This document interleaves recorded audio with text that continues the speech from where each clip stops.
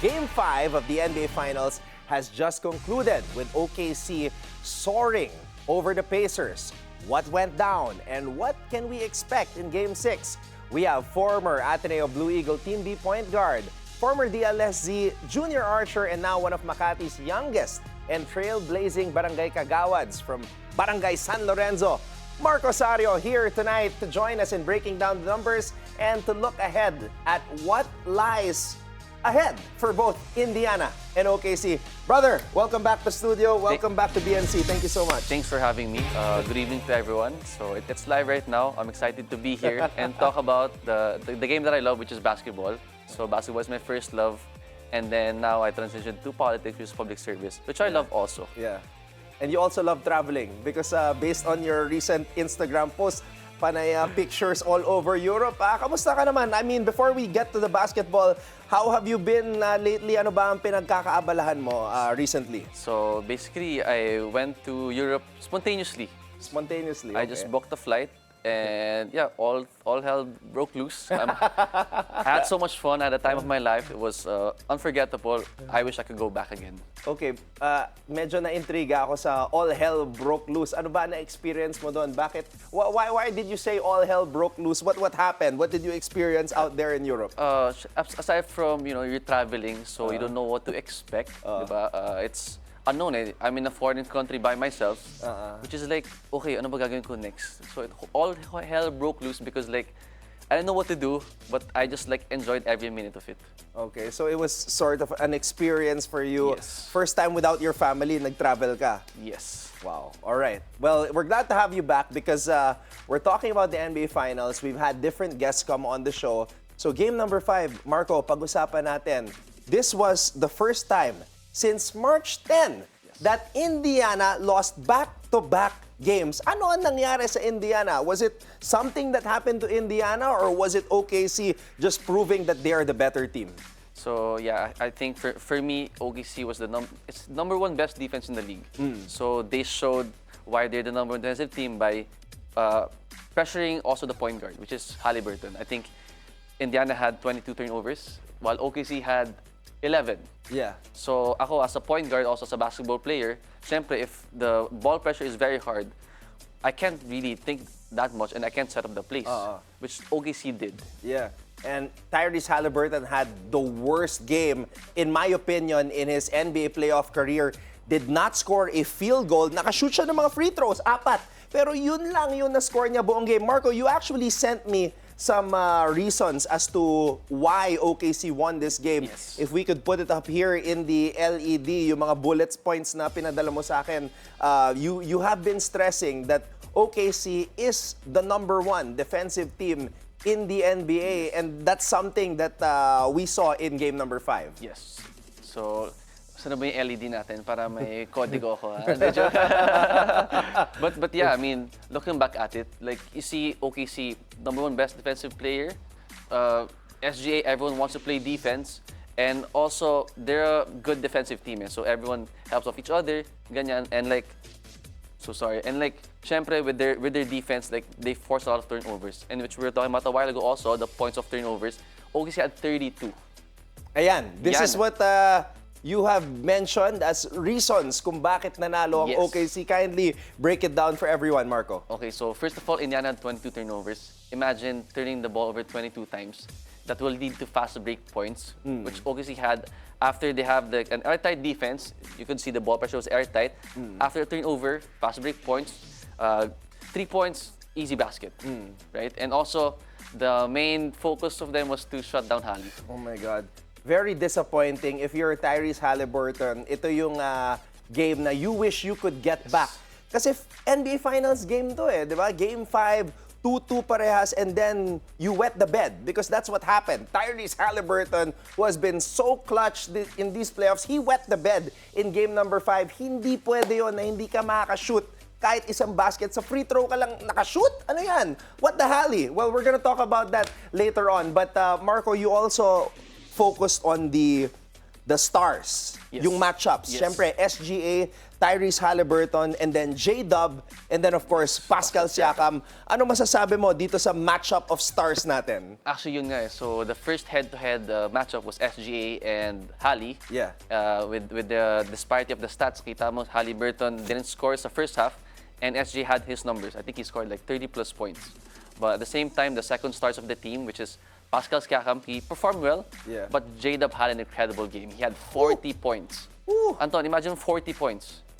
Pag ginagawa mo ata sa liga sa Ayala Alabang yan, Anton, ha? Back in Kano the day. kahirap yun, right? And also, he's the X factor of OKC. I think if he plays well, like everyone's gonna play well. Yeah. They can't just like, hindi sila pwede umasa kay SGA lahat because they need all the players, all the role players also.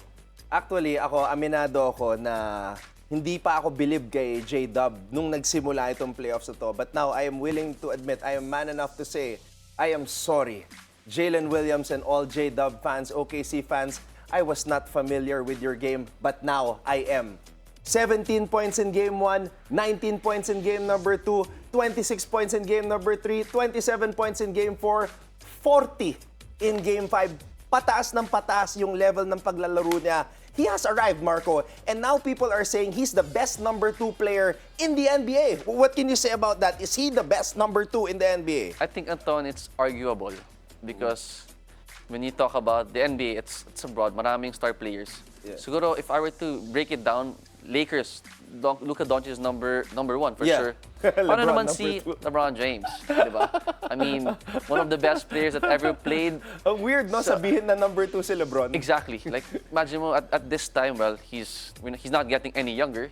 He's 40 years old, but he's still dominating the game. Yeah. Which is, I think, for me, the number 2 best player in the league right now is LeBron James. Anton. What do you think about that? Okay, well, you know what? LeBron is LeBron. Actually, on some nights, para sa akin, number 1 pa rin si LeBron, ah. Even with Luka, because, I mean, you know, I think until LeBron retires, you know, there's always that potential na on any given night, he can be the best player on the floor. Yes. Have you seen the Olympics last year? Oh, he was the best player. Exactly. Sino nagbuhat last year? Si Yeah. LeBron James. Yeah. And sorry to all the LeBron James haters. I'm not trying to, hindi ko siya binubuhat yung bangko niya, but he's really, really, really, really good. And sana, I'm a Lakers fan also. I'm a LeBron fan. So hopefully next year, they'll be part of the semifinals at least. Yeah, you guys need a big though. Anyway, okay, respect to Lolo LeBron, respect to J-Dub. Pero anyari kay Tyrese Haliburton, what the hally? Okay, Marco, we were talking about this, nagte-text tayo kanina.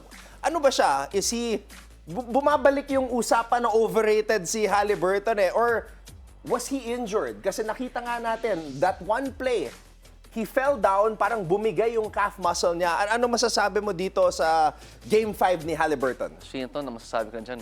What the hali? I think, imagine mo, you're the focal point of in your offense, Yeah. right? Tapos you're gonna score 4 points at the NBA fans, which you should probably show up the most. Diba? Finals na yun eh. There's no going back, right? And for me, averaging those points, parang, I think he's kind of overrated, but at the same time, maybe he's injured. We'll never know. Para sa akin, may injury eh. That's my opinion. Because like, I've seen calf injuries before, experienced calf injuries myself, and mahirap talaga maglaro when you pull a calf. And we saw, bumigay eh. And then he had that ice pack on his leg walking in the locker. So para sa akin, may iniindang injury. But unfortunate, but it's in the finals na eh. So kailangan niyang ilaban yan kahit hindi siya 100%. Siguro, sa athletic trainers ng Indiana, he's been taking a lot of painkillers for sure. And that's not good. It's not good. Exactly. It's not good. But for me, he has to channel his inner Mamba mentality.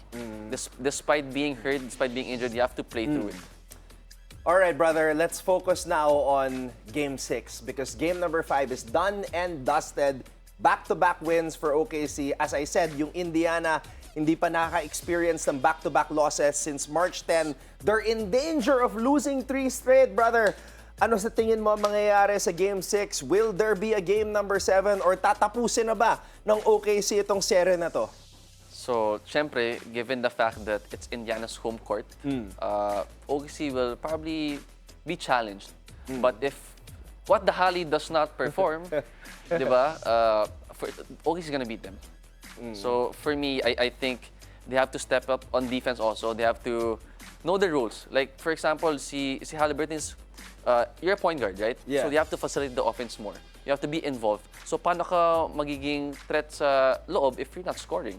Yeah. So I think it boils down, bro, to yung health ni Halliburton. Yes. If he's not 100%, it's gonna be a wrap. OKC is gonna win it, and Shai Gilgeous-Alexander is going to go down as one of the best point guards in NBA history. As in, right now, he actually has as many 30-point games as the great Kobe Bryant. He tied Kobe Bryant with 11 30-point games in the playoffs. And if he gets another 30-point game, he will tie Michael Jordan and Hakeem Olajuwon. Kasi Michael Jordan and Olajuwon have the record, 12 playoff games in a single playoffs with 30-plus point games. Grabe. but do you really think that Shai Gilgeous-Alexander is a point guard? Parang, for me, he's a two, but he plays. I think his position is shooting guard, but he brings down the ball all the time. So I think he's more of a scorer.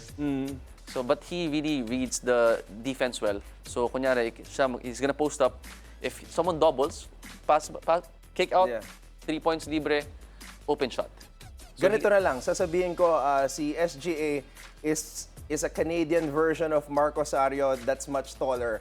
Kasi yung Marco Sario, ganun din yung stats 30-plus points, 'di ba? 7 rebounds, 11 assists. 'Di ba yun yung stats mo sa mga liga Ano yan, sa mga ligang lagpas yun siguro ton. But yeah, I mean, like, I wish I had his height. If I had his height, siguro as a PBA tayo, but unfortunately not. That's why we're here serving our community, which I'm proud of. So shout out to all the Barangay San Lorenzo constituents and also syempre all the basketball fans. I can't wait to be back also, like to play professional basketball soon. Ayun. Hopefully, I have the chance and also have the time. Yeah, before we close this interview, Marco, ano ba? What's your message to everybody who have been following you? And speaking of basketball, what is next for you? Ano ba ang status? Are you thinking of going back to the MPBL? What's next ba for Mr. Marco Sario? Actually, Anton, that's a military question. I honestly don't know if I'm playing ball again like competitively. But siguro na I'm just gonna focus on being a public servant, which is Ayun. serving our people here in the barangay. Ayan. So there you have it. Barangay Kagawad, Marco Sario back here in the BNC studio. Brother, thank you so much Thank for the you. time. It's an honor to be here. Let's do this again soon. Thank you, brother. Thank you, Anton. It's an honor to be here. Thank you to all the people that watched our live. Sana nag-enjoy kayo just a bit. And also, thank you. I'm honored to be here. Maraming salamat to everyone. All right. Kagawad, Marco Sario, Thank you, maraming Tona. salamat. Thank you.